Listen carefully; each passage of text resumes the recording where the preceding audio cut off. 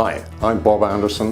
In 1988, I was a champion of the world of darts. And today, I'd like to give you a few tips and pointers as to how to improve your game of darts. When practicing this fantastic game of darts, I always maintain that you should have a purpose to your practice. To just stand there and aimlessly throwing dart after dart after dart at the treble 20 is okay. It exercises your arm pretty well. Doesn't exercise much else. The game is between the ears, very, very important.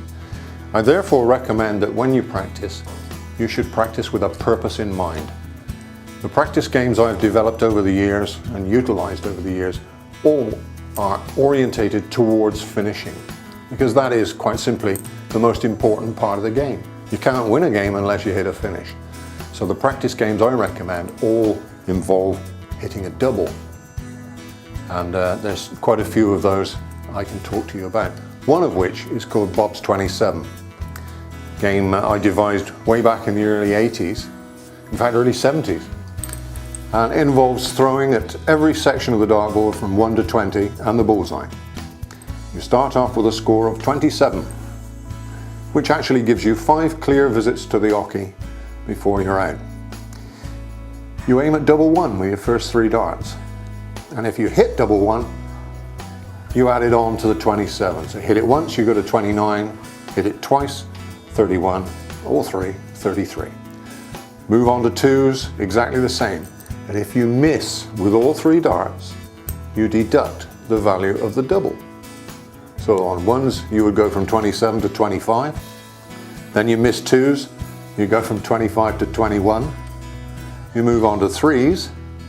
If you miss double 3 all three darts, you deduct 6 and you go down to 15. But if you miss the double 2 with all 3 darts, you deduct the value of the double. Same with 3s, 4s, all the way around.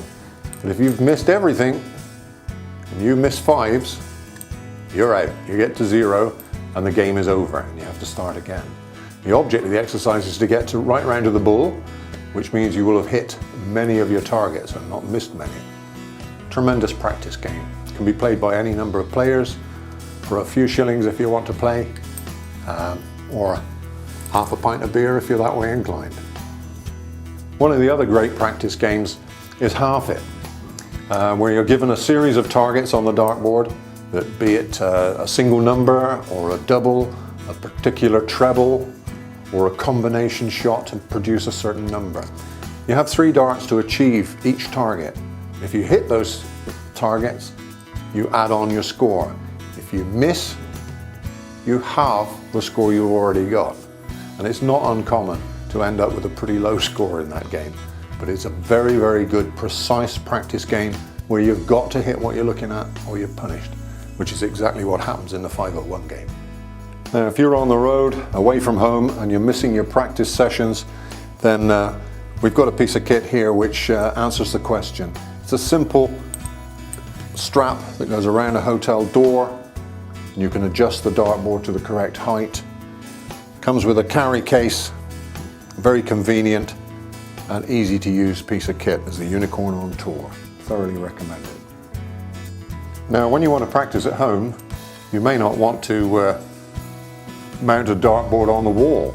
You might want to consider a very, very good piece of equipment, the Unicorn Dartmate, which is a freestanding structure with a darts cabinet, scoreboards, everything you need to play the game.